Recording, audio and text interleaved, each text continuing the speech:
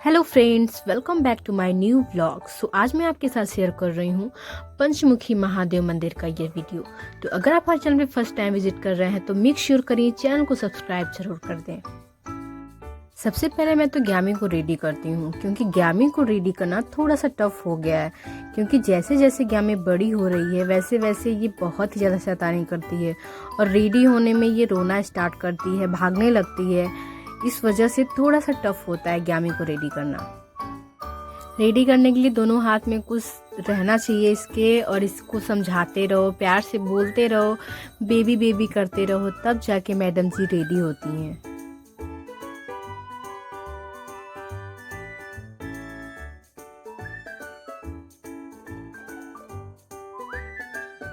और face clean तो बिल्कुल भी नहीं करवाना चाहती है। इसके फेस को हाथ कोई ना लगाए, वरना इतना ज़्यादा रोएगी कि कुछ करवाना ही नहीं चाहती है।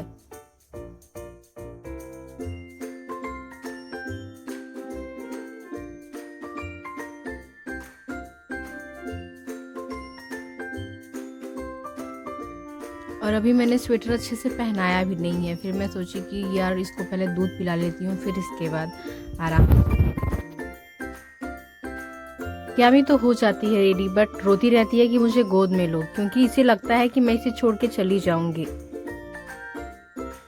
मेरी जगह पे अगर इसके मामा इसको रेडी करेंगे तो बिल्कुल भी नहीं रोती है। मुझे समझ में नहीं आता है कि बच्चों को मामा इतने पसंद कैसे होते हैं कि मामा कुछ भी करे बट रोना नहीं है। यहाँ पे शांति से बैठ के उनसे शूज पहन रही है और अभी उनके साथ घूमने के लिए रेडी हो गई। यहाँ पे रेडी होने के बाद चलो बाहर चलो, और जाने से पहले बाय बाय करना शुरू हो जाता है। इसको पता है कि मैं घूमने के लिए जा रही हूँ, तो जो भी रहेगा आसपास उसको बाय करेगी। और बाई चांस अगर इसका हाथ छूट गया तो ये बहुत ही तेज से दौड़ लगाती है। इसकी वजह से इसके फेस से बहुत बार चोट लग चुकी है, बहुत बार ये गिर चुकी है। इसके बाद हम लोग अब बाइक से अपने घर से निकल जाते हैं मंदिर के लिए। हमारे घर से मंदिर 26 किलोमीटर दूर था।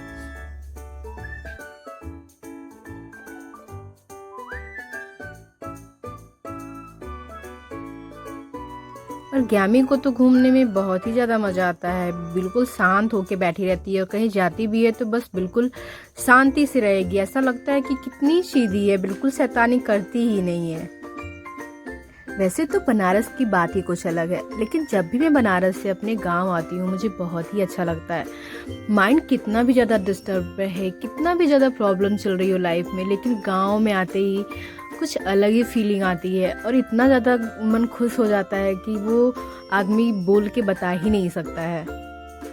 और ग्यामी को जब भी मैं कहीं भी लेकर ट्रैवल करती हूँ तो ग्यामी अक्सर सोने लगती है, उसे नींद आने लगता है। क्योंकि जब भी आप कहीं ट्रैवल करो, और ग्यामी के मामा तो महान है, हेलमेट रख लेते हैं और ऐसे ही बाइक चलाते हैं, क्योंकि हेयर स्टाइल ना बिगड़ जाए।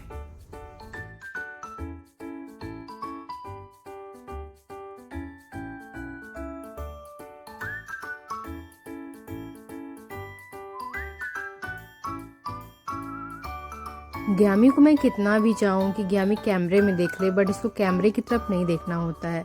ऐसा रेयर ही होता है कि ग्यामी कैमरे की तरफ देखती है।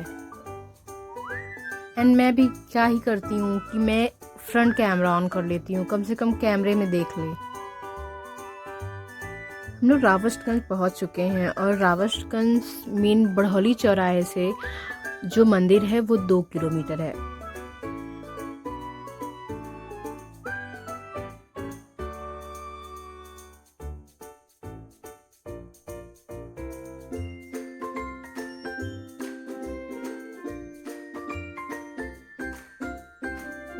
जैसे हम आगे बढ़ते हैं वहाँ पे चुर्क मोड़ लिखा रहता है। चुर्क मोड़ के पास ही हमें मुड़ना रहता है, और यहाँ पे सामने आप बोर्ड पे भी देख सकते हैं पंचमुखी महादेव 1.5 किलोमीटर है।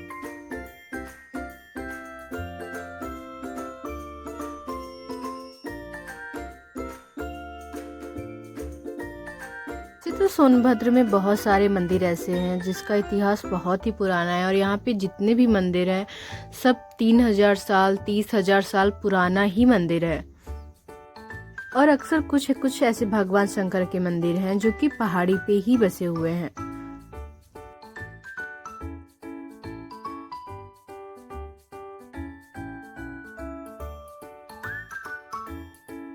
और ये रास्ता सीधा मंदिर को जाता है। यहाँ से बहुत लोग आप देखेंगे पैदल जा रहे हैं, बाइक भी जाता है, ऑटो भी जाता है।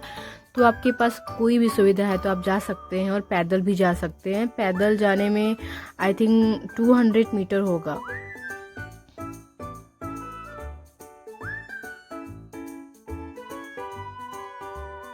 इस मंदिर में आप जब भी जाएंगे तो आपको हमेशा क्राउड दिखेगा, और ख़ास करके अगर मंडे को आप जा रहे हैं तो मंडे को बहुत ही ज़्यादा क्राउड रहता है। यहाँ पे बहुत दूर दूर से भी लोग आते हैं दर्शन करने के लिए।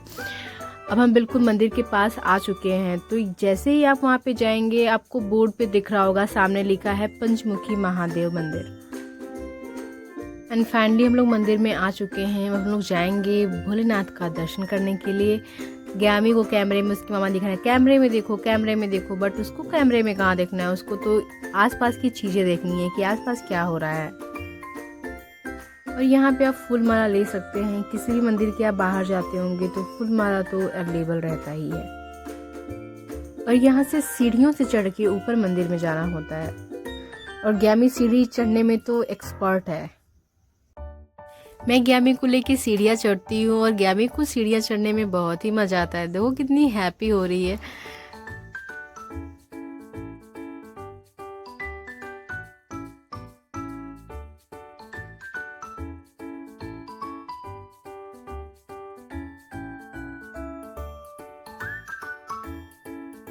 आप जैसे ही मंदिर में एंटर करेंगे आपको पंचमुखी महादेव लिखा होगा मंदिर के पास। और यहाँ पे हमेशा क्राउड रहता है, जब भी आप आएंगे क्राउड रहेगा। और यहाँ पे आपको सामने त्रिशूल दिख रहा होगा, उसके नीचे नंदी जी बैठे हुए हैं। कहा जाता है कि ये मंदिर 30,000 साल पुराना है। यहाँ पे जैसे ही आप मंदिर के अंदर जाएंगे तो आपको यहाँ पे आवश्यक सूचना ये सब लिखा रहेगा। और यहाँ पे जो नंदी जी हैं वो बहुत ही पुराने हैं। यहाँ पे आपको दीवार पे बजरंग बली की प्रतिमा देखने को मिल जाएगी। और ये रहे नंदी जी जो कि ये पुराने ही समय के हैं। और यहाँ पे आपके दीवार पे आपको बहुत सारी पेंटिंग वगैरह दिखेंगी जो कि बहुत ही कम समझ में आता है। भगवान की भी है, जीव जंतु की भी है। और सामने रहा भगवान भोलेनाथ का मंदिर। जैसा कि नाम से ही आपको पता चल रहा होगा कि पंचमुखी महादेव मंदिर, यानी भगवान का जो मुख है वो 5 मुख वाला है। वैसे तो पशुपतिनाथ का भी मंदिर जो नेपाल में है वो भी पंचमुख वाला है, लेकिन यहाँ की मान्यता है कि यहाँ जो भी लोग मन्नत मांगते हैं वो पूरी होती है। और यहाँ पे दर्शन करने के बाद ग्यामी का घूमना स्टार्ट हो जाता है। और यहाँ पे बहुत सारे लोग दर्शन करने के लिए आ रहे थे और बहुत लोग दर्शन करके वापस रिटर्न जा रहे थे। और यहाँ पे ग्यामी का खेलना स्टार्ट हो जाता है। इसे जब बहुत सारी जगह रहती है तो इसे बहुत ही अच्छा लगता है। और यहाँ पे आसपास बहुत सारे जंगल थे, घने जंगल भी थे, पहाड़ी इलाका भी है। यहाँ पे जो भी लोग मन्नत मांगते हैं तो पूरी होने पे पूजा करवाते हैं। और सामने आपको पहाड़ दिख रहा होगा, क्योंकि आप जब मंदिर के पास जाएंगे तो मंदिर से नीचे की तरफ बिल्कुल पहाड़ ही पहाड़ दिखेगा, बिल्कुल पहाड़ी इलाका है। और यहाँ पे रहना घूमना बहुत ही अच्छा लगता है।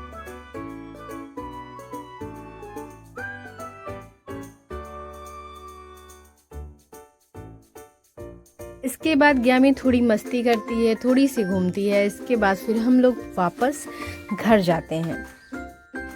तो अगर आप हमारे चैनल पे फर्स्ट टाइम विजिट कर रहे हैं तो मेक श्योर करें चैनल को सब्सक्राइब जरूर कर दें। Thank you so much for watching this video.